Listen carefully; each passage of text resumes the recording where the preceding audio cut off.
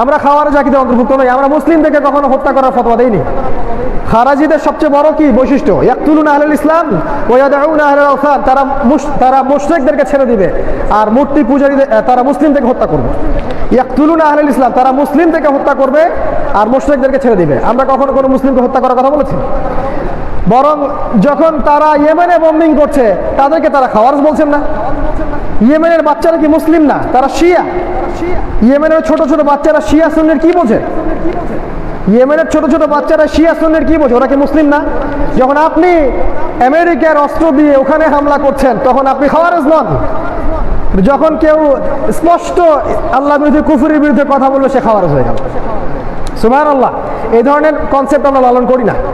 তাই আল্লাহকে ভয় করুন, আল্লাহকে ভয় করে দ্বীনি হকটাকে স্পষ্ট করে প্রচার করুন। দিনকে দুনিয়ার বিনিময়ে বিক্রি করবেন না, এটা আমাদের নসিহত। আমরা মুরজিয়া নই, আমরা খাওয়ারিজ না, আমরা আহলে সুন্নাহ ওয়াল জামাআহ সালাফি মানহাজি ফলো করুন। সালফে সালেহিনের বুঝ অনুযায়ী কোরআন সুন্নাহ বুঝবেন। তার মানে এই নয় যে কোরআন হাদিসকে দিয়ে বর্তমান বিষয়গুলোকে গবেষণা করা যাবে না, ব্যাপারটা এমন নয়। সাহাবায়ে কেরাম সালফে সালেহিন কোরআন সুন্নাহকে দিয়ে সমকালীন বিশ্ব গবেষণা করেছিলেন। এই জন্যই তো আপনি মেডিকেল সায়েন্স পাইছেন, এই জন্য আপনি ইসলামিক ফিলোসফিক্যাল থটসগুলো পাইছেন, আপনি ইকোনমিক্স পাইছেন। কিভাবে পাইলেন? তারা গবেষণা না করলে। তো গবেষণার দরজাটা আমরা বন্ধ করতে চাই না, গবেষণার দরজা খোলা থাকবে, সালফে সালেহিনের মানহাজ অনুযায়ী চলবেন ইনশাআল্লাহ, কোনো সমস্যা নেই। তাকওয়ার অন্যতম একটা মানদণ্ড হচ্ছে আতিউল্লাহ ওয়া আতিউর রাসূল, কে আল্লাহ পাককে কতটুকু মেনে চলে এবং তার রাসূলকে কতটুকু মেনে চলে। তো আল্লাহ এবং তার রাসূলকে মেনে চলার অন্যতম একটা শর্ত হচ্ছে কোরআন এবং সুন্নাহ অনুসরণ করতে হবে। কোরআন এবং সুন্নাহর বাইরে আল্লাহর রাসূলকে আনুগত্য করার বা আল্লাহকে সন্তুষ্ট করার কোনো সুযোগ আসলে আমাদের কাছে নাই। তো এই কোরআন এবং সুন্নাহর আনুগত্যের ক্ষেত্রে গিয়ে আমরা একটা মেসেজ পাই, সেটা হচ্ছে যে আল্লাহ পাক এই কোরআন এবং সুন্নাহর মধ্যে প্রতিটা বিষয় ব্যাখ্যা করেছেন। আল্লাহ পাক জোর দিয়ে কথাটা বলছেন, বারংবার কোরআনে এই কথাটা বলা আছে যে আমি এমন একটা কিতাব তোমার প্রতি নাজিল করেছি হে নবী মুহাম্মদ সাল্লাল্লাহু আলাইহি ওয়াসাল্লাম, যে বইটার মধ্যে প্রতিটা বিষয়ের ব্যাখ্যা আছে। এবং নিঃসন্দেহে এই কিতাবের ব্যাখ্যা হচ্ছে রাসূলের সুন্নাহ, যে ওয়ামা আতাকুমুর রাসূলু ফাখুযু ওয়ামা নাহাকুম আনহু ফান্তাহু, রাসূল যা দিয়েছেন তা গ্রহণ করে নাও, রাসূল যা থেকে বিরত থাকতে বলেছেন বিরত থাকো। এই কোরআনকে ফলো করার মানে এই নয় যে আমরা সুন্নাহকে অ্যাভয়েড করব। শুধুমাত্র আহলে কোরআনের কনসেপ্টটা ঠিক না, কোরআন এবং সুন্নাহ দুটাকে মিলেই আমাদেরকে সামনে যেতে হবে। এই কোরআন সুন্নাহর মধ্যে প্রতিটা বিষয়ের ব্যাখ্যা আছে বলে আল্লাহ পাক আমাদেরকে জানাচ্ছেন। তো প্রতিটা বিষয়ের মধ্যে নিঃসন্দেহে আমাদের ব্যক্তিগত জীবন পড়বে, আমাদের ব্যবসায়িক জীবন পড়বে, আমাদের পারিবারিক জীবনটা পড়বে, আমাদের যে পলিটিক্যাল লাইফ এটাও পড়বে, আমাদের এই যে বিশ্ব রাজনীতি এগুলো পড়বে, সমসাময়িক বিশ্ব এটাও পড়বে, অর্থনীতি পড়বে, প্রতিটা বিষয় পড়ে যাবে কোরআন সুন্নাহর মধ্যে। বিজ্ঞান প্রযুক্তি সবই পড়ে যাবে। কোরআন এবং সুন্নাহ বিজ্ঞানময় কত আয়াত এবং হাদিস আছে, এগুলো নিয়ে আলাদা লেকচার দেওয়া সম্ভব। কোরআন এবং সুন্নাহ বিজ্ঞান কেন্দ্রিক কতগুলো আয়াত আছে, কতগুলো হাদিস আছে, এবং এই চলমান বিজ্ঞানের ভিত্তি যে মুসলিমরাই দিয়েছে এটার প্রমাণ আমাদের করার দরকার নেই, সবাই আমরা জানি এটা।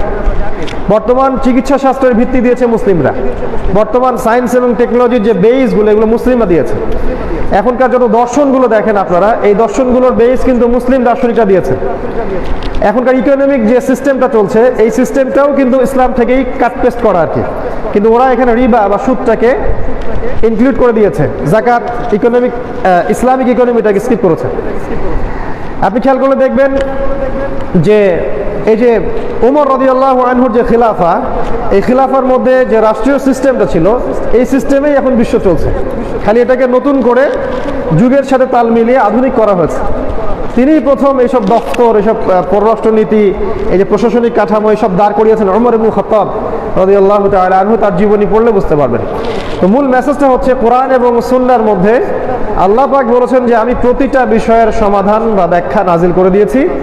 এখন এটা অন্য একটা টপিক যে আমরা এখান থেকে হেদায়েত নিব কি নিব না, এটা আরেকটা বিষয়। প্রথমে আগে আকীদা বিশ্বাসটা ঠিক করা উচিত যে কোরআন সুন্নাহয় প্রতিটা বিষয়ের ব্যাখ্যা আছে কি নাই। আপনারা কি মনে করেন যে কোরআন এবং সুন্নাহয় কি প্রত্যেকটা বিষয়ের ব্যাখ্যা আছে, নাকি মনে করেন যে না অন্য কোনো উৎসের প্রয়োজন আছে, বা কোরআন সুন্নাহ পরিপূর্ণ নয়, বা কোরআন সুন্নাহ ওই যুগে চলতো এই যুগে চলে না, বা কোরআন সুন্নাহ যথেষ্ট নয়, আরো অনেক উৎসের প্রয়োজন আছে, এমনটা কি আপনারা মনে করেন? যদি কেউ এটা মনে করে যে কোরআন এবং সুন্নাহ যথার্থ না, এটা ওই যুগে চলতো এই যুগে চলে না, বা কোরআন সুন্নাহের প্রতিটা বিষয়ের সমাধান আসলে নাই, বা কোরআন সুন্নাহ চেয়ে আমাদের বিধানগুলো ভালো, বা কোরআন সুন্নাহ চেয়ে আমাদের দর্শনগুলো ভালো না হলেও সমমানের, এই ধরনের আকীদা যারা পোষণ করেন তাদের প্রতি আমাদের বিনয়ের সাথে নসিহা হচ্ছে আবারও বলতে হবে লা ইলাহা ইল্লাল্লাহ বা আশহাদু আল্লা ইলাহা ইল্লাল্লাহ ওয়া আন্না মুহাম্মাদান আবদুহু ওয়া রাসূলুহু, দেন আপনি ইসলামের মধ্যে আসবেন। এখন আপনি ইসলাম থেকে বাইরে আছেন। আর এই অবস্থায় যদি আপনার ইন্তেকাল হয়ে যায়, এই অবস্থায় যদি ইন্তেকাল হয়ে যায়, আল্লাহ না করুক, তাহলে আপনার জন্য কবরের প্রশ্নের উত্তর দেয়া মান রব্বুক ওয়া মা দীনুক ওয়া মান হাযা আর-রাজুলু বুইসা ফীকুম, এবং ওই কিয়ামতের মাঠের 5টা প্রশ্নের উত্তর দেয়া খুব ডিফিকাল্ট হবে।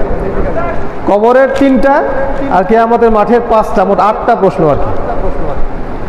যদি কেউ মনে করে থাকেন যে কোরআন সুন্নাহ যথেষ্ট না, আরো অনেক উৎসের প্রয়োজন আছে, আর যদি আপনি মনে করেন না কোরআন এবং সুন্নাহ যথেষ্ট, আমি হয়তো দুনিয়াবি কারণে মানতে পারছি না, বা আমি আকীদা বিশ্বাস রাখি যে কোরআন সুন্নাহ প্রতিটা বিষয়ের ব্যাখ্যায় আছে, কিন্তু আমি বিভিন্ন চাপের কারণে হোক বা দুনিয়ার স্বার্থের কারণেই হোক বা অন্যান্য কিছু কারণেই হোক, ইন্টারনাল বা এক্সটার্নাল, আমি ইমপ্লিমেন্ট করতে পারছি না, সেটা আলাদা মাসআলা, সেটা আলাদা মাসআলা। আমরা তখন তাকে ফাসেক বা জালেম বা অন্য কিছু বলতে পারি।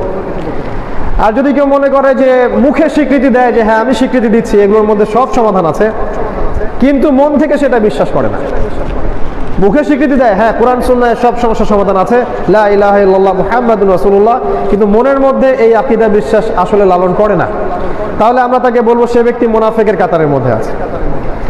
একটা বিষয়কে কেন্দ্র করে অনেকগুলো দল, কেউ যদি কোরআন এবং সুন্নাহকে সরাসরি ডিনাই করে সে ব্যক্তি কাফের, কেউ যদি সরাসরি ডিনাই না করে, স্বীকার করে কিন্তু মানতে গিয়ে শৈথিল্যতা দেখায়, সে ব্যক্তি জালেম বা ফাসেক।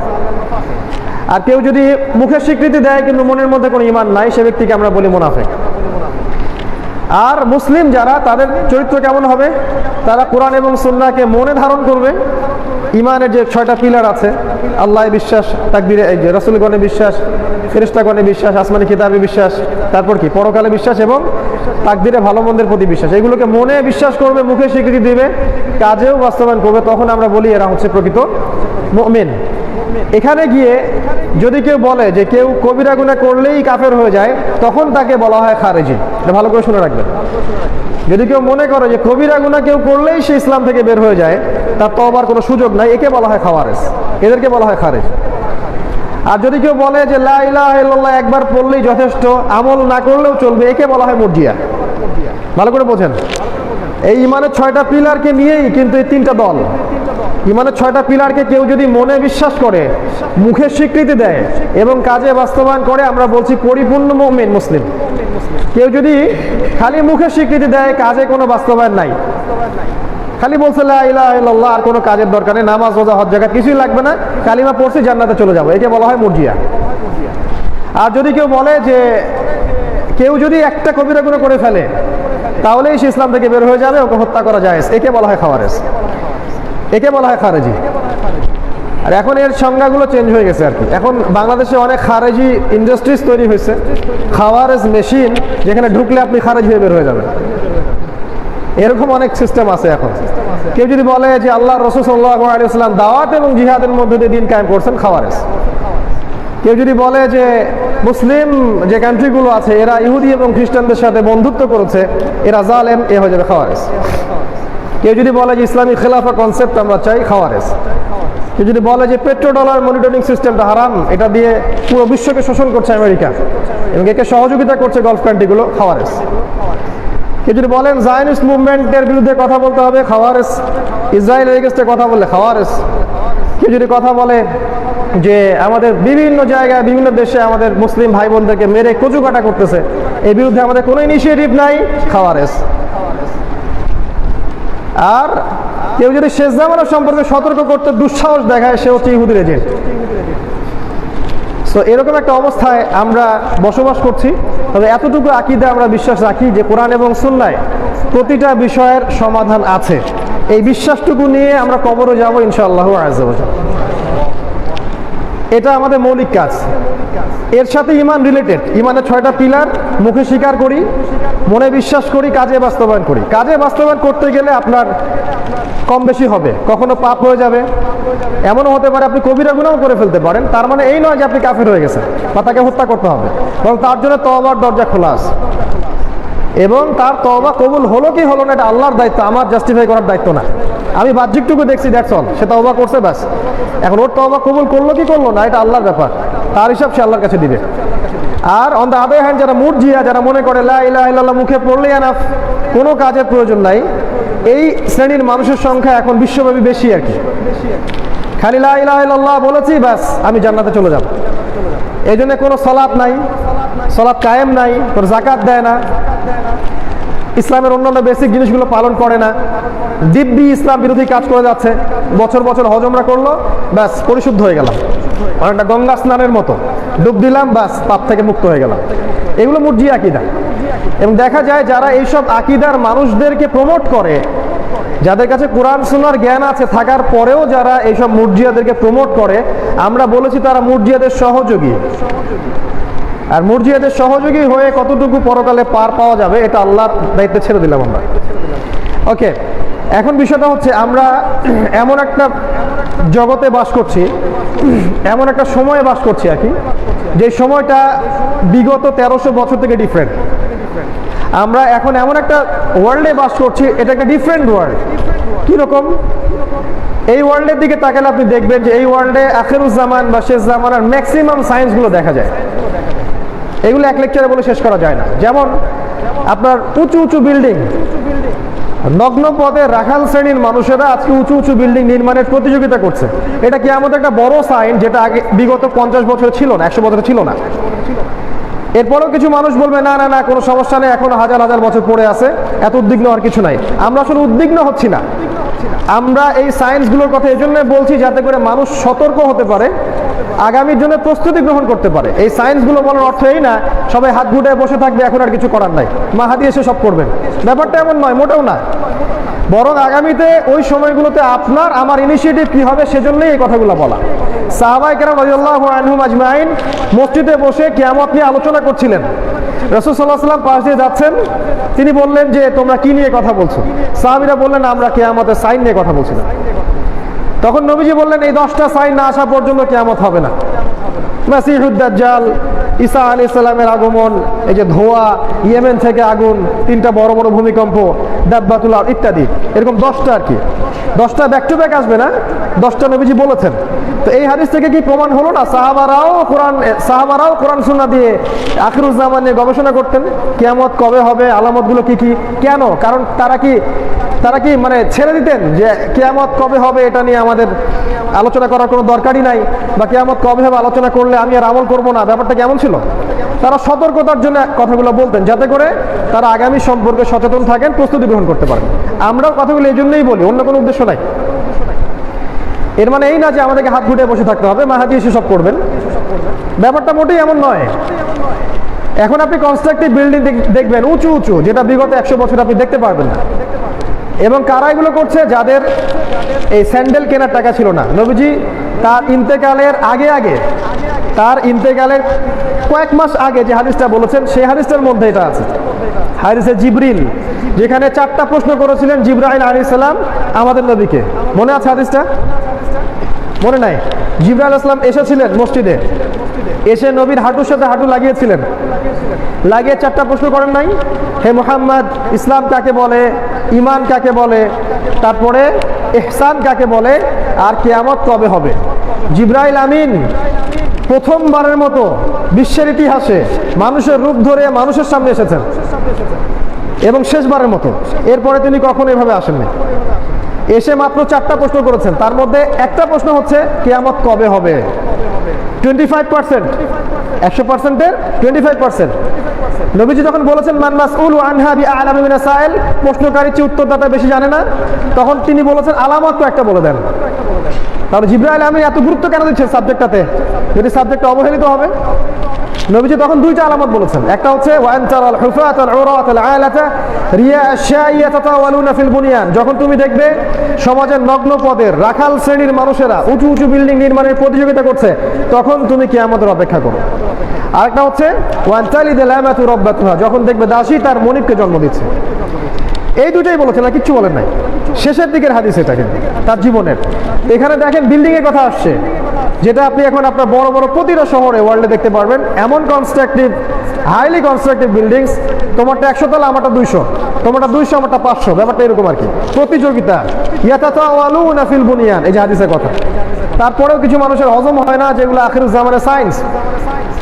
আর ভূমিকম্পের সিজন সামনে আসছে, আল্লাহু আ'লাম যখন ভূমিকম্প সিজনগুলো আসবে তখন এগুলো কি হবে। এমনিতে তো সানাওয়াতুজ জালাজিল আসবেই, ভূমিকম্পের বছরগুলো হাদিসে এসেছে। আর এছাড়াও বড় বড় 3টা আর্থকুইক হবে, যেখানে জমিন ধসে পড়বে, কাঁপবে না, জমিনটা ধসে পড়বে, আর সিঙ্কের মতো। এটা হবে পৃথিবীর পূর্ব দিকে একটা, পৃথিবীর মাঝখানে একটা, আর পশ্চিম দিকে একটা। কবে হবে, কত সালে আমরা জানি না, আমরা শুধু বলছি হবে, ইন ফিউচার হবে। আর আমরা এরকম কনসেপ্ট কখনোই থ্রো করিনি বাংলাদেশে, যে এত সালে এটা হবে, এত সালে ওইটা হবে, এত সালে মাহাদি বের হবে, কখনো বলিনি। আমি ইন্ডিভিজুয়ালি কখনো এরকম মতবাদের পক্ষে না। আমি শুধু বলেছি একটা ওয়েক আপ কল, যেগুলো সামনে হতে যাচ্ছে, বাস এটাই যথেষ্ট ইহুদির এজেন্ট এবং খাওয়ারে হওয়ার জন্য। আল্লাহ পাক তাদের হেদায়েত দান করুন বা শুভবুদ্ধি হৃদয় করুন, আমিন। এই কথাগুলো যদি প্রতিটা মিম্বর থেকে আসতো, সমাজের মধ্যে পাপটা কমে যাইতো। কারণ কোনো মানুষকে যদি আপনি বলেন যে তোমার 5 বছর হায়াত বাকি আছে, এই 5 বছরের একদিনও বেশি তুমি বাঁচবা না, ও পাপ করার মানটা আস্তে আস্তে হলেও কমে যাবে। হয় একদমই কমে যাবে, না হলে পুরা পাপে জীবন ভরাই দিবে। হয় একদমই কমে যাবে, না হলে পুরাই পাপে ডুবে যাবে, যে 5 বছর বাঁচবো, যা করার করে নেই। আর চালাক হলে বলবে যে না, আমার 5 বছরই আছে, আমি প্রতিটা দিন কাজে লাগাবো। আমরা কি ওই ক্লাস এর মধ্যে থাকতে চাই, যে আমরা জানতেছি সামনে টাইম কম, আমরা হেলায় ফেলায় জীবন কাটাবো, আর আমরা পাপ করেই যাবো? এই ওয়েক আপ কলগুলো দেওয়ার উদ্দেশ্য হচ্ছে যাতে করে আমরা টাইমটা কাজে লাগাতে পারি। এই তো, এটা কি অন্যায়? আপনারা যদি বলেন এগুলো অন্যায়, আমরা দাওয়া দিয়ে ছেড়ে দিই, কোনো সমস্যা নাই। অনেক স্কলার আছে বাংলাদেশে, ওদের কাছে যাবেন, তাদের কাছে গিয়ে ফতোয়া নেবেন, জিজ্ঞাসা করবেন।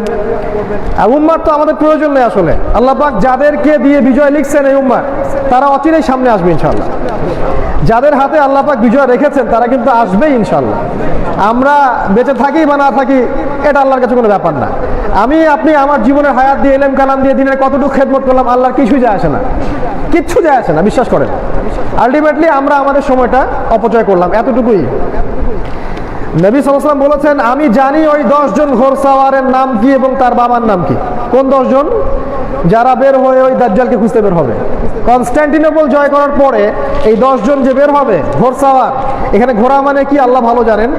ওই সময়কার কোনো বাহন নাকি সত্যিকার ঘোড়া আমি জানি না, এই ব্যাখ্যা আমি করতে যাচ্ছি না। তবে নবীজি এতটুকু বলেছেন সাল্লাল্লাহু আলাইহি ওয়াসাল্লাম, ওই 10 জনকে আমি চিনি, ওদের নামও জানি, ওদের বাবার নামও জানি। তাহলে আল্লাহ পাক লিখে রাখছেন না কার হাতে কি বিজয় হবে। তা আমরা থাকি বা না থাকি, দিন নিয়ে আমানতের খেয়ানত করি বা আমানতের রক্ষা করি, আল্লাহর কিছু যায় আসে না। আল্লাহ পাক যাদের হাতে বিজয় দিবেন সেটা আগেই নির্ধারণ করা আছে। আল্লাহ পাক দ্বীন ইসলামকে সর্বস্তরে বিজয় দান করুন, আমিন। এই সময়টা ডিফারেন্ট। আপনি এখানে উঁচু উঁচু বিল্ডিংস দেখবেন, আপনি দেখবেন এখানে জেনার জেনা, শহর কেন্দ্রিক জীবনে দেখবেন খালি জেনার ছড়াছড়ি, প্রতিটা সেক্টরে জিনা আর জিনা। আপনি খেয়াল করে দেখবেন প্রতিটা সেক্টরে গ্লোবাল সুদ, সারা বিশ্ব জুড়ে এখন গ্লোবালি মানুষ সুদ খাচ্ছে। আগে মানুষ সুদ খেত একটা নির্দিষ্ট জায়গায়, এখন খায় সারা বিশ্বে। এটা আপনি বুঝতে পারবেন না যদি আপনি ইসলামিক ফাইন্যান্সের সাথে ওয়ার্ল্ড ইকোনমিক্স না পড়েন। ওয়ার্ল্ড ইকোনমিক্স পড়েন নাই বলেই হয়তো বোঝেন না, আমাদেরকে উল্টাপাল্টা কথা বলতেছেন। কিন্তু ওয়ার্ল্ড ইকোনমিক্স পড়ে দেখেন, সারা ওয়ার্ল্ডের যে সিস্টেম চলতেছে, ইকোনমিক সিস্টেম, এটা বেসড অন রিবা। আর রিবাকে ওরা হালাল করে নিয়েছে। কেউ যদি আল্লাহর হারামকে হালাল করে নেয় তখন সেটা শিরক হয়ে যায়। সূরা তাওবা 31 নম্বর আয়াত পড়ে দেখেন। কেউ যদি আল্লাহর হালালকে হারাম করে নেয়, এটা শিরক হয়। এটা সূরা তাওবার 31 নম্বর আয়াতে বলা আছে। তো এই সুদ দিয়ে তারা বিশ্ব শাসন করছে, এখন ইকোনমিক সেকশন শাসন করছে। এটা গ্লোবাল সুদ, আপনি আগে কখনো দেখেননি, বিশ্ব কখনো এমন সুদ দেখেনি। হয়তো এই কথাই নবীজি বলেছেন, শেষ জামানায় এমন একটা যুগ আসবে সুদ থেকে বেঁচে থাকা খুব ডিফিকাল্ট হয়ে যাবে। অল্প কিছু মানুষও থাকবে না যারা সুদ থেকে বেঁচে থাকতে পারবে। আও কামা ক্বালা আলাইহিস সালাম। আপনি দেখবেন এই যে গ্লোবাল জিনা, পর্নোগ্রাফি দিয়ে সারা ওয়ার্ল্ড ওয়াইড পর্নোগ্রাফি জিনা, আপনি দেখবেন গ্লোবালি শিরক ছড়ানো হচ্ছে।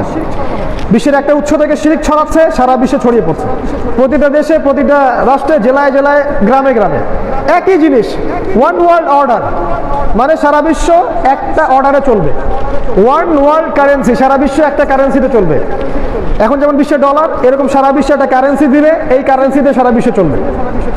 সারা বিশ্ব দেখবেন ওয়ান ওয়ার্ল্ড গভর্নমেন্ট, সারা বিশ্বে একটা গভর্নমেন্ট থাকবে, একটা গভর্নমেন্ট সারা বিশ্বকে চালাবে। এগুলো এখন ওপেন সিক্রেট, যারা জানে না তারা ওয়ার্ল্ড অ্যাফেয়ার্স নিয়ে পড়াশোনা করে না। ভারতের মতো একটা দেশের সাধারণ জনগণ পর্যন্ত এটা জানে। দেখেন ওরা ইন্টারভিউগুলোতে এগুলোই বলছে, ভারতের মতো একটা দেশের সাধারণ জনগণ পর্যন্ত এটা জানে। আমাদের দেশের, আমাদের কিছু দাড়ি টুপিওয়ালা মানুষ এগুলো খবর রাখে না। কিন্তু পুরো বিশ্ব ওয়ান ওয়ার্ল্ড অর্ডার দিকে চলে গেছে, একটা জায়গা থেকে বিশ্ব নিয়ন্ত্রণ করবে, একটাই কারেন্সি সারা বিশ্বে চলবে। কোনো টাকা, ওই রুপি, ওই লিরা এগুলো থাকবে না, একটাই কারেন্সি থাকবে সারা ওয়ার্ল্ডে। একটা গভর্নমেন্ট, আলাদা আলাদা এরকম সেক্টরিয়াল গভর্নমেন্ট না, একটা গভর্নমেন্ট। এগুলো সামনে হতে যাচ্ছে, অপেক্ষা করেন। বলবে যে এগুলো গায়েবের খবর, ওদেরকে আবার কে দিল।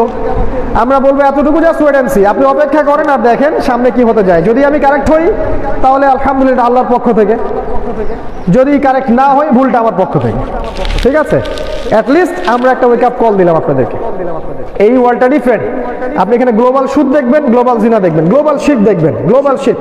এডুকেশন সেক্টরে দেখবেন শিরক আছে, পলিটিক্যাল সেক্টরে দেখবেন শিরক আছে, দেখবেন আপনি ইকোনমিক সেকশনে শিরক আছে। সংস্কৃতিগুলো দেখেন শিরকি সংস্কৃতি, কুফরি সংস্কৃতি। এর বাইরে যে ভালো সংস্কৃতি নাই এমন নয়, কিন্তু বেসড অন রিবা এন্ড শিরক এন্ড কুফর।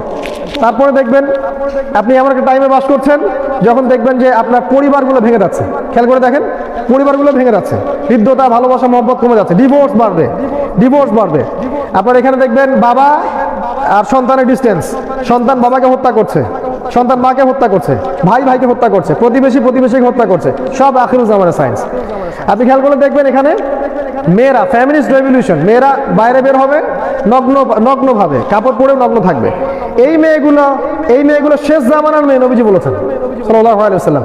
কারণ তিনি বলেছেন আমার যুগে এদেরকে আমি দেখিনি, এরা পরে আসবে। কারা?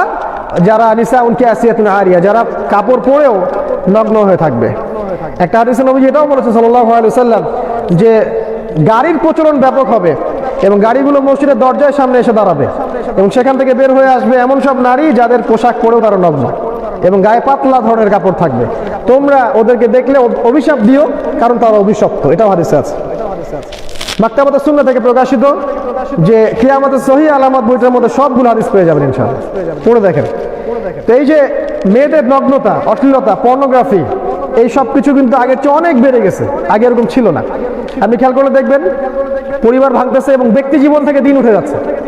ব্যক্তি জীবন থেকে মানুষ এখন দুনিয়া কেন্দ্রিক বেশি ব্যস্ত, খাওয়া দাওয়া, ভোগবিলাস, ফুর্তি, বাড়ি গাড়ি, স্ট্যাটাস, বউ বাচ্চা, এগুলো নিয়ে বেশি ব্যস্ত। যারা আমাদের মতো মুসলিম তারাও বেশি ব্যস্ত আর কি, কারণ মনে করছে যে লা ইলাহা ইল্লাল্লাহ পড়ছি বাস জান্নাতে চলে যাব। আজকে মারা গেলে কালকে যে মানুষকে মনে রাখবে না, এই সাধারণ সেন্সটার মধ্যে কাজ করে না। বিশ্বাস করেন, আজকে মারা গেলে, ধর কেউ কালকে সকালে মারা গেল, ওই সন্ধ্যা হইতে হইতেই কবরে, তারপরে কিন্তু ওকে কেউ মনে রাখতেছে না। হাইস্ট 3 দিন, 7 দিন, 40 দিন, দ্যাটস অল। তো ইতিহাস থেকে তার নামটা মুছে যাচ্ছে। বিশ্ব, এই জমিন, আকাশ, পৃথিবী, ওকে কেউ মনে রাখবে না। যেমন সূরা দুখানে আল্লাহ পাক বলেছেন ফেরাউনের দলবল যখন ডুবে গেল, আকাশ এবং জমিনের কেউ ওদের জন্য কাঁদে নাই। কথাটা কত চমৎকার, দেখছেন? ফেরাউনের দলবল যখন ডুবে গেল, আল্লাহ বলছেন আকাশ এবং পৃথিবীর কেউই ওদের জন্য একটু কাঁদেও নাই। কত চমৎকার উঁচু স্তরের সাহিত্য, মাশাআল্লাহ। কথাগুলো শুনলে কেমন লাগে? ঠিক এরকমই আমরা যখন চলে যাব আমাদের জন্য কেউ কাঁদবেও না। আমি বারবার একটা কথা বলি যে আমরা যাদেরকে নিয়ে ব্যস্ত, এরা আপনার অবস্থানকে ভালোবাসে, আপনার অবস্থানকে, আপনার নিজের আমিত্বটাকে তারা কখনোই মন থেকে ভালোবাসে না। আপনার অবস্থান যদি অনেক ভালো হয় তারা আপনাকে তোলা তোলা করে বড় করবে। আপনার অবস্থান কমে যাক, দেখবেন ওই আপনি তাদের কাছে ঘৃণার পাত্র হয়ে যাবেন, ইনক্লুডিং মি। আমি যদি এখন এই ধরনের কোনো সংগঠনের ফর্ম পূরণ করে ফেলি, তারা আমার কপালে চুমু খাবে। কিন্তু আমি যদি এইসব ফেরকাবাজির বাইরে থেকে ওয়ানুম্মা কনসেপ্টের কথা বলি, তারা আমাকে খাওয়াজ বলে দেবে। সিম্পল। মানুষ মানুষের অবস্থানকে মূল্যায়ন করে, মানুষকে না। কিন্তু আপনার রব আল্লাহ আপনাকে ভালোবাসেন।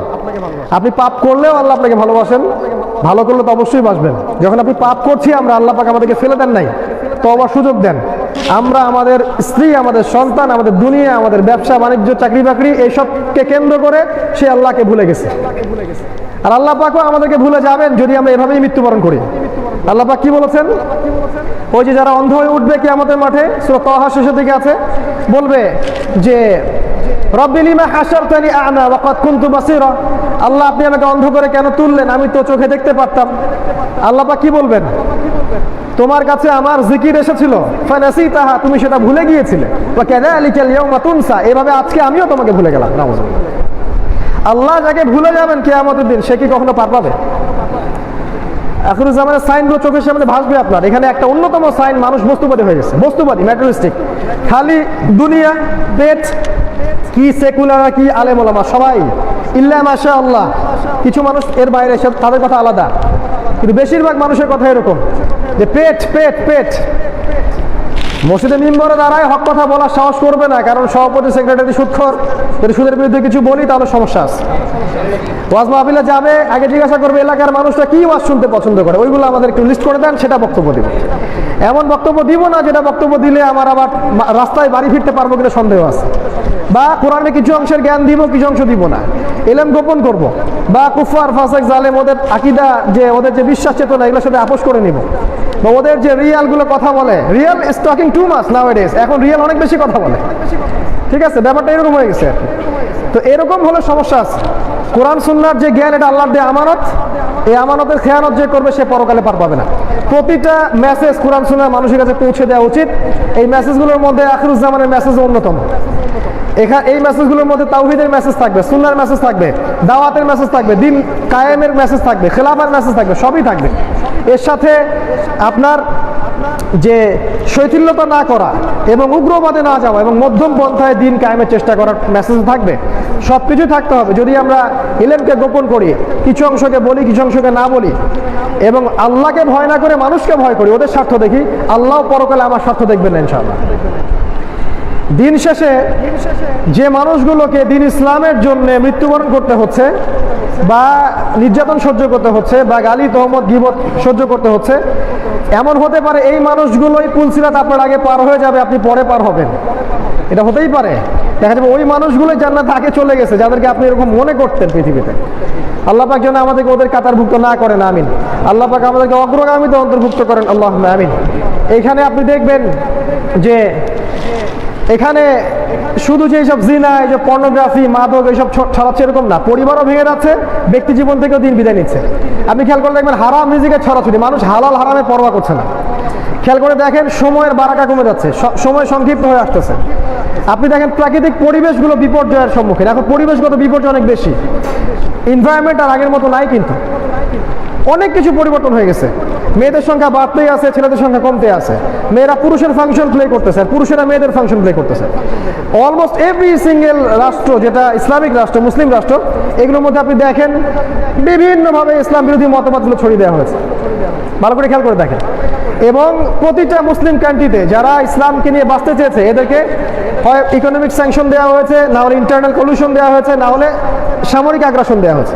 দেখেন আপনি ওই চাইনিজ উইঘুরকে দেখেন, সিরিয়াকে দেখেন, প্যালেস্টাইনকে দেখেন, আফগান, পাকিস্তান, লেবানন, জর্ডান, সব জায়গায় দেখেন একই জিনিস, একই চিত্র, সেম। এইগুলো আমরা চোখ খুলতেছে না যে আমরা এখন অন্য একটা যুগে বাস করতেছি। নবীজি বলেছিলেন একটা যুগ আসবে তখন কাফের মুশরিকরা তোমাদেরকে এমন ভাবে ঘিরে ধরবে যেন দস্তরখানায় মানুষ খাবার খেতে বসে, ক্ষুধার্ত মানুষ। সাহাবীরা বলেছিলেন আমরা কি তখন সংখ্যায় কম হবো ইয়া রাসূলুল্লাহ? তিনি বলেছিলেন না, তোমরা সংখ্যায় কম হবে না, বরং তোমরা হবে সমুদ্রের ফেনার মতো। কিন্তু দুইটা বিষয় তোমাদের মধ্যে প্রবেশ করবে, একটা হচ্ছে একটা হচ্ছে দুনিয়ার আসক্তি, একটা হচ্ছে দুনিয়ার আসক্তি। তোমরা গরুর লেজ ধরে ব্যস্ত হয়ে থাকবে, মানে দুনিয়া, এটা রিজিকের টেনশন। আর একটা হচ্ছে আলওয়াহান, তোমরা আল্লাহর পথে জীবন দিতে চাইবে না, এটা ভয়, মৃত্যুর ভয় তোমাদের মধ্যে জেগে যাবে। এখন খেয়াল করে দেখেন উম্মার এই অবস্থা। এছাড়া আপনি দেখছেন এই যুগে এসে মুসলিমরা আর ইউনাইটেড না, সবাই বিভক্ত। কে কাকে মানে আন্ডারএস্টিমেট করে বড় হইতে পারে, এটাই এখন মূল চ্যালেঞ্জ হয়ে গেছে আর কি। মূল শত্রুর দিকে কোনো ফোকাস নাই, মুসলিমদের ভুল ধরে বেড়ানো নিয়ে ব্যস্ত হয়ে আছে। মূল যে শত্রু, মূল সভ্যতা, ওদের দিকে কোনো চোখ নাই। দেখেন আপনি খেয়াল করে, ইসরায়েল এগেইনস্টে কোনো বক্তব্য দিবে না, সারা বিশ্বের মুসলিমদের নির্যাতিতদের পক্ষে কোনো কথা বলতে চায় না, পেট্রো ডলারের এগেইনস্টে কোনো কথা বলবে না। ইহুদি খ্রিস্টানদের সাথে মুসলিমদের অ্যালায়েন্স এর বিষয়ে কোনো কথা বলবে না। দেখবেন আপনি যে মুসলিমদের বিভক্তি এগুলো নিয়ে কথা নাই। আপনি খেয়াল করে দেখেন যে স্পষ্ট কুফরি যেগুলো দেখা যাচ্ছে চারপাশে, এগুলো এগেন্স্টে কোনো কথা নাই। রিবা, ওয়ার্ল্ড ওয়াইড রিবার বিরুদ্ধে কোনো কথা নাই। ইকোনমিক স্যাংশন নিয়ে কথা নাই। IMF ওয়ার্ল্ড ব্যাংকের এগেন্স্টে কোনো কথা নাই। জায়নিস্ট মুভমেন্ট নিয়ে কোনো কথা নাই। কোথায় কথা? মুসলিমদের ভিতরে ভুল ধরে বেড়াও, ওদেরকে খাবার স্ট্যাগ লাগাও, সরাও। মানে এটাই কি আপনার দায়িত্ব নাকি উম্মার জন্য? আর মূল শত্রুদের কি হবে? আচ্ছা বুঝলাম একটা ভাইয়ের মধ্যে না খারাপ কিছু আছেই, তো এটা নাসিহা করার কি স্টাইল নাকি? এটা কি নাসিহা করার পদ্ধতি? রাসূলুল্লাহ সাল্লাল্লাহু আলাইহি ওয়াসাল্লাম এই শিক্ষা দিয়েছেন। আমার মুসলিম ভাইয়ের মধ্যে যদি কোনো ভুল থাকে আমি তাকে হৃদ্যতা ভালোবাসাটা সংশোধন করব। এবং প্রতিটা মুসলিম কমিউনিটির মধ্যে কিছু ভুল আপনি পাবেন, সেই ভুলগুলোকে এখন টেকনিক্যালি উম্মতকে খাতিরে এড়িয়ে যাওয়াই উচিত ছিল, বা তাদেরকে কাছে ডেকে গোপনে, পাবলিকলি না প্রাইভেটলি সংশোধন করা উচিত ছিল। সেটা আমরা করবো না। এমন কোন ব্যক্তি আছেন যিনি ভুলের ঊর্ধ্বে? এমন কোন ব্যক্তি বা কোন দল, কোন সংগঠন আছে যে ভুলের সম্পূর্ণ ঊর্ধ্বে? তার মধ্যে কোনো ভুল নাই। এরকম করে যদি আপনি এই খারাজি মেশিনের মধ্যে সবাইকে ঢালা শুরু করেন, তাহলে কেউই তো মুসলিম হয়ে থাকবে না, সব বাদ হয়ে যাবে। আল্লাহ পাক যেন এই বিষয়গুলো বোঝার তৌফিক দান। ইউনাইটেড মুসলিম উম্মাহ এখন নাই, সব বিভক্ত হয়ে গেছে। এবং বিভক্তির বিষয়গুলো খুব সিলি বিষয়, খুব মেজর কোনো বিষয় না, কিন্তু খুব মাইনর বিষয়গুলোকে নিয়ে আমরা বিভক্ত হয়ে গেছে। এটা আপনার এই যুগে আপনি আরও দেখবেন যে সামাজিক মূল্যবোধগুলোর অবক্ষয়, ইসলাম বিরোধী সংস্কৃতিগুলোর প্রচার দেখবেন বেশি বেশি। মিডিয়া এবং প্রযুক্তি দিয়ে তারা আমাদেরকে নিয়ন্ত্রণ করে ফেলছে। আপনার প্রতিটা স্টেপ তারা কপি করতেছে, প্রতিটা স্টেপ। মানে আমরা যা বলতেছি, যা করতেছি, সব সার্ভারে রেকর্ড হয়ে যাচ্ছে এবং বিশ্বের একটা শক্তি এটা নিয়ন্ত্রণ করতেছে। এর বিপরীতে আপনি দেখবেন ইসলামের বিপরীতে যে শক্তিগুলো আছে, এদের দিকে তাকাবেন, এদের দিকে দেখবেন এরা এখন ইউনাইটেড। এদের ইকোনমিক শক্তি আছে, এদের পলিটিক্যাল পাওয়ার আছে, এদের মিডিয়া আছে, এদের প্রযুক্তি আছে, এদের মধ্যে ঐক্য আছে, এবং তাদের কাছে নিউক্লিয়ার সব ওয়েপেন্সও আছে। প্রতিটা শক্তি ওদের হাতে আছে। খেয়াল করে দেখবেন মুসলিমদের এই অবস্থার পিছনে অন্য যে শক্তিটা দেখবেন, ইসলাম বিরোধী শক্তিটা, এদের কাছে দেখবেন সব আছে। ওদের অর্থনৈতিক শক্তি, পলিটিক্যাল শক্তি, মিডিয়া, ওদের প্রযুক্তি, সংস্কৃতি, অস্ত্রশস্ত্র সব আছে। এই জায়গায় এসে যখন আমরা কিছু কথা বলেছি, এই কথাগুলো আমরা আমাদের ক্ষুদ্র জ্ঞানে উম্মাকে একটা মেসেজ দেওয়ার চেষ্টা করেছি যে এই জায়গাগুলোতে এখন কাজ করা যেতে পারে। এখনো সময় একদম শেষ হয়ে যায়নি, এখনো কিছু সময় হাতে বাকি আছে। এই জায়গায় কাজ করলে হয়তো বা আগামী 10 বছর, 20 বছর বা 30 বছর পর আল্লাহ আলাম উম্মার অবস্থা হয়তো এমন থাকবে না, বেটার হবে। এই জায়গাগুলোই কাজ করেছি। যেমন নাম্বার 1 আমরা বলেছি এডুকেশন সিস্টেম নিয়ে কাজ করার কথা, যে মুসলিম উম্মার এই যে আগামী প্রজন্ম, আমাদের বাচ্চারা, এখনকার ইয়াং জেনারেশন, এখনকার এই যে আমাদের তরুণী বোনরা যারা আছেন এবং যাদের বয়স এখন 40+ হয়ে গেছে, সবার জন্যই একটা কনস্ট্রাকটিভ সিলেবাসের কথা বলেছিলেন। যে সিলেবাসে পড়াশোনা করলে এখনকার ইয়াং জেনারেশন এবং আমাদের পরবর্তী প্রজন্ম আগামী বিশ্বকে চ্যালেঞ্জ করতে পারবে, এরকম কনস্ট্রাকটিভ কোনো পড়াশোনার সিলেবাস কি আমাদের আছে?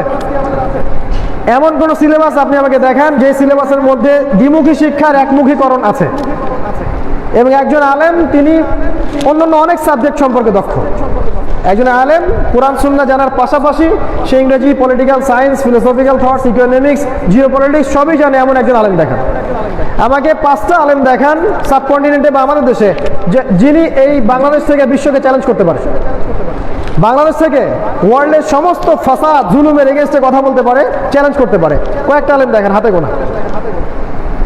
আর আমাদের এই 100 বছর আগে চলে যান, এই যে ব্রিটিশ উপমহাদেশ ছিল, তখনকার প্রতিটা আলেমই চ্যালেঞ্জ করতে পারত। প্রতিটা আলেমই ছিল এরকম কলিজাওয়ালা, জ্ঞানওয়ালা এবং হকপন্থী। তারা কাউকে ভয় করতো না আল্লাহ ছাড়া। বা আপনারা আমাদের এই কনসেপ্টের সাথে একমত না হন যে না এটা আখিরুজ্জামান, না এখন হাজার হাজার বছর পড়ে আছে, তো আপনি আপনার থট নিয়ে থাকেন, লিভ মি অ্যালোন, আমাদেরকে একা ছেড়ে দেন। আমরা তো আপনাদের ওই কনসেপ্টের মধ্যে কোনো কিছু মানে লাঙ্গল ঠেলতে যাইনি। আমাদেরকে এইসব প্রজেক্টগুলো লঞ্চ করতে দেন যাতে করে আগামীতে মুসলিম উম্মার কিছু কল্যাণ হয়। আপনারা কি মনে করেন না যদি মুসলিম উম্মার এই যুবকরা কনস্ট্রাকটিভ সিলেবাসে পড়াশোনা করে উম্মার কল্যাণ হবে?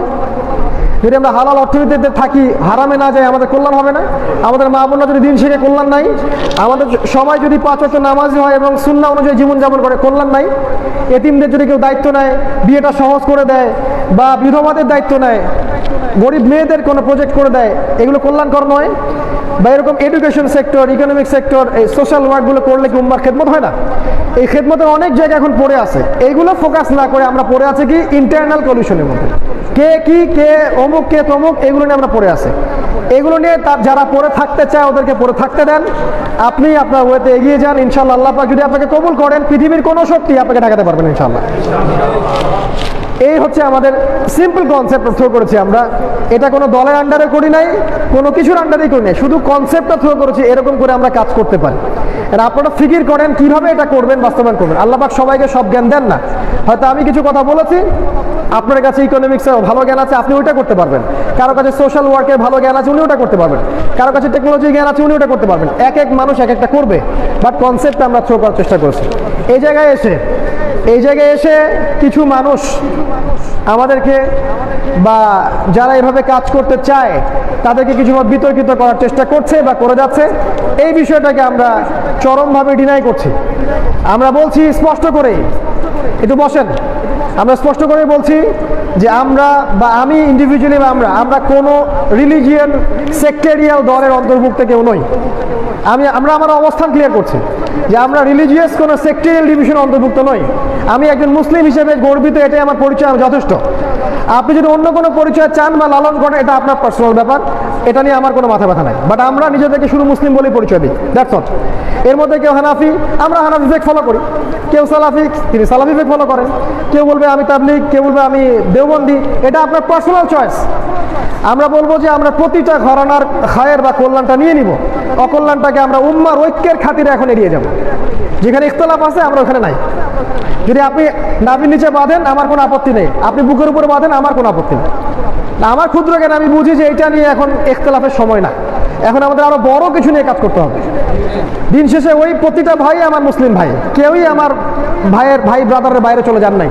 সালাফিরা আমার ভাই, হানাফিরা আমার ভাই, দেওবন্দিরা আমার ভাই, আটরশি মাইজবান্ডের যারা আছে সবাই আমাদের ভাই। কিন্তু এর মধ্যে হয়তো কিছু আছে পাক্কা শিরক করতেছে, পাক্কা বেদাত করতেছে।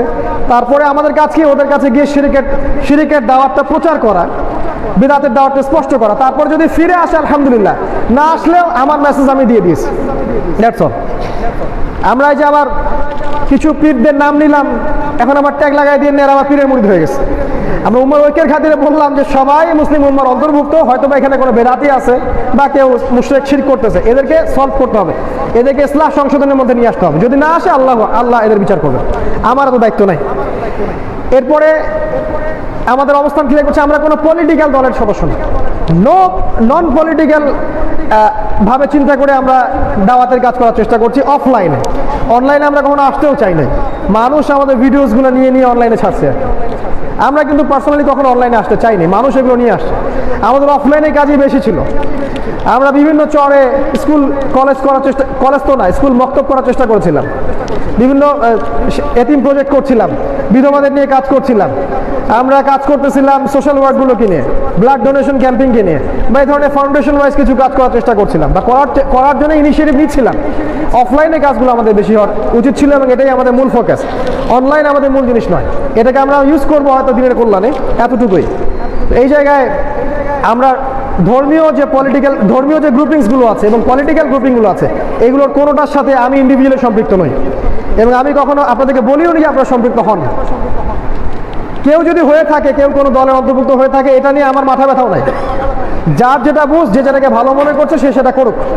আমি বলবো যে আপনার মধ্যে কল্যাণ থাকলে আমি নিব, অকল্যাণ থাকলে আমি ওটা এড়িয়ে যাব, দ্যাটস অল। আমরা ইমানকে কেন্দ্র করে শৈথিল্যতা দেখাই নাই, তাই আমরা মুরজিয়া নই।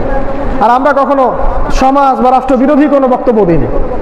আমরা কখনো বলিনি যে যুব সমাজকে অস্ত্রশস্ত্র নিয়ে একদম এই সরকারের বিরুদ্ধে বিদ্রোহ করতে হবে, এরকম কোনো স্টেটমেন্ট আমাদের কাছ থেকে আসে। যদি এরকম কিছু বলতাম তাহলে খারাজি ট্যাগ দিলে ঠিক আছে, যে একটা প্রতিষ্ঠিত বিষয়ের দিকে এর এগেইনস্টে যদি কেউ সশস্ত্র বিদ্রোহ করে তখন একটা বিষয়, তখন একটা কথা বলার সুযোগ থাকে। এরকম কোনো রকম কনসেপ্ট আমরা লালন করিও না, কাউকে উৎসাহিত করিও না। বরং আমরা বলেছি জামার কথা, সারা দেশ জুড়ে বা সারা ইউনাইটেড ভাবে একটা মুসলিম জামা ক্রিয়েট করা, এর মধ্যে ইমারাহ চলে আসবে এবং সবাই একসাথে কমিউনিটি ওয়াইজ থাকলে দিনের কাজগুলো করা সহজ হবে, এতটুকুই, দ্যাটস অল। কারণ একা একা আপনি দিনের কাজ করতে পারবেন না। আমরা খাওয়ারেজ আকীদার অন্তর্ভুক্ত নই, আমরা মুসলিমদেরকে কখনো হত্যা করার ফতোয়া দেইনি। খারাজিদের সবচেয়ে বড় কি বৈশিষ্ট্য? ইয়াকতুলুনা আহলাল ইসলাম ওয়া ইয়াদউনা আহলাল আওসান, তারা মুশরিকদেরকে ছেড়ে দিবে আর মূর্তি পূজারীদের তারা মুসলিমদেরকে হত্যা করবে। ইয়াকতুলুনা আহলাল ইসলাম, তারা মুসলিম থেকে হত্যা করবে আর মুশরিকদেরকে ছেড়ে দিবে। আমরা কখনো কোনো মুসলিমকে হত্যা করার কথা বলেছি? বরং যখন তারা ইয়েমেনে বম্বিং করছে তাদেরকে তারা খাওয়ারেজ বলছেন না? ইয়েমেনের বাচ্চারা কি মুসলিম না? তারা শিয়া। ইয়েমেনের ছোট ছোট বাচ্চারা শিয়া সুন্নির কি বোঝে? ইয়েমেনের ছোট ছোট বাচ্চারা শিয়া সুন্নির কি বোঝে? ওরা কি মুসলিম না? যখন আপনি আমেরিকার অস্ত্র দিয়ে ওখানে হামলা করছেন তখন আপনি খাওয়ারেজ নন। যখন কেউ স্পষ্ট আল্লাহ বিরুদ্ধে কুফরের বিরুদ্ধে কথা বলবে সে খাওয়ারেজ হয়ে গেল। সুবহানাল্লাহ। এই ধরনের কনসেপ্ট আমরা লালন করি না। তাই আল্লাহকে ভয় করুন, আল্লাহকে ভয় করে দ্বীনি হকটাকে স্পষ্ট করে প্রচার করুন। দিনকে দুনিয়ার বিনিময়ে বিক্রি করবেন না, এটা আমাদের নসিহা। আমরা মুরজিয়া নই, আমরা খাওয়ারেজ না, আমরা আহলে সুন্নাহ ওয়াল জামাআহ সালাফি মানহাজি ফলো করুন। সালফে সালেহিনের বুঝ অনুযায়ী কোরআন সুন্নাহ বুঝবেন। তার মানে এই নয় যে কোরআন হাদিসকে দিয়ে বর্তমান বিষয়গুলোকে গবেষণা করা যাবে না, ব্যাপারটা এমন নয়। সাহাবায়ে কেরাম সালফে সালেহিন কোরআন সুন্নাহকে দিয়ে সমকালীন বিশ্ব গবেষণা করেছিলেন। এই জন্যই তো আপনি মেডিকেল সায়েন্স পাইছেন, এই জন্য আপনি ইসলামিক ফিলোসফিক্যাল থটসগুলো পাইছেন, আপনি ইকোনমিক্স পাইছেন। কীভাবে পাইলেন? তারা গবেষণা না করলে। তো গবেষণার দরজাটা আমরা বন্ধ করতে চাই না, গবেষণার দরজা খোলা থাকবে, সালফে সালেহিনের মানহাজ অনুযায়ী চলবেন ইনশাআল্লাহ, কোনো সমস্যা নেই। এবং আকীদার ক্লাসিক্যাল যে বইগুলো আছে সেগুলো পড়াশোনা করবেন, প্রবলেমস নাই। আমরা আমাদের অবস্থানটা স্পষ্ট করলাম। এর পাশাপাশি যে কথাগুলো বলা হয়েছে এগুলো সম্পূর্ণ নিছক ডাহা মিথ্যা কথা। আমরা কোনো সশস্ত্র বিদ্রোহের দিকে উম্মাকে নিয়ে যেতে চাই নাই। আমরা উম্মার ইন্টারনাল পিউরিফিকেশনের কথা বলেছি, জামার কথা বলেছি, এডুকেশনের কথা বলেছি, ইকোনমিক্সের কথা বলেছি এবং নারীদেরকে নিয়ে কাজ করার কথা বলেছি। আমরা রুট লেভেল পর্যন্ত দাওয়ার কথা বলেছি, ইউনাইটেড মুসলিম কমিউনিটির কথা বলেছি, ওভারঅল আমরা পরবর্তী প্রজন্মকে গড়ে তোলার কথা বলেছি। এতটুকুই আমাদের বক্তব্য ছিল বা এখনো আছে। এর পাশাপাশি আমরা একটা বিষয় ফোকাস করেছি, ইসলামিক এসকাটোলজি, যে শেষ জামানার জ্ঞানগুলো আমাদের চর্চা করা উচিত যাতে করে আমরা আগামী সম্পর্কে সতর্ক থাকতে পারি। যদি সতর্ক থাকে তাহলে কি হবে? তাহলে আমি জ্ঞান অর্জন করবো, আমি ইলম অনুযায়ী আমল করতে পারবো, আমি পরিবারটা ভালো করে গঠন করতে পারবো, হালাল রিজিক খাবো, ঐক্যবদ্ধ থাকবো, আমি দাওয়াতি কাজ করব এবং দিনের আমার যতটুকু সামর্থ্য আছে এই সামর্থ্য দিয়ে আমি দিনের খেদমতের চেষ্টা করবো। এই পথে যদি আল্লাহ রাব্বুল আলামিন শাহাদাত রাখেন শাহাদাত হয়ে যাবে, যদি আল্লাহ পাক স্বাভাবিক মৃত্যু রাখেন স্বাভাবিক মৃত্যু হয়ে যাবে। অ্যাটলিস্ট আপনি দিন নিয়ে আল্লাহ রাসূলকে নিয়ে চলতে থাকবেন, এই পথে যদি আপনার মৃত্যু হয়ে যায় ইনশাআল্লাহ আপনি জান্নাতে চলে যাবেন। এটাই হচ্ছে আমাদের সহজ সরল সমীকরণ। আল্লাহ পাক আমাদের সবাইকে কথাগুলো বোঝার তৌফিক দান করুন, আমিন। আমরা আজকে আলোচনা লেন্দি করছি না, আমরা দোয়া করছি শেষ করে আল্লাহ পাক আমাদের প্রত্যেককে যেন ইলম অর্জন করার তৌফিক দান করেন, অভ্যন্তরীণ বিভক্তিগুলো আল্লাহ পাক দূর করে দেন, আল্লাহ পাক আমাদেরকে জ্ঞান অনুযায়ী আমল করার তৌফিক এনায়েত করেন।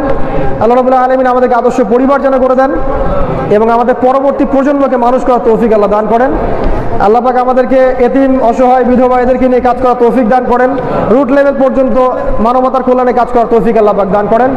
আল্লাহ রাব্বুল আলামিন যেন উলামায়ে কেরামের মাঝে ঐক্য দান করেন, উদার মন দান করেন, হিংসা বিদ্বেষ গীবত তহমতের অসুস্থ সংস্কৃতি বর্জন করার তৌফিক আল্লাহ পাক দান করেন। আল্লাহ পাক আমাদের এই উম্মাহকে বিজয় দান করেন এবং আগামী দিনের জন্য আমাদেরকে প্রস্তুতি গ্রহণ করার তৌফিক আল্লাহ পাক দান করেন, আমিন। আকুলু কওলি হাযা আস্তাগফিরুল্লাহ ওয়া লাকুম ওয়া লিসাইরিল মুসলিমিন। বারাকাল্লাহু লানা ওয়া লাকুম বিল আয়াতিল হাকীম। ইন্নাহু তাআলা জাওয়াদুন কারীমুন ওয়া রাউফুর রহিম।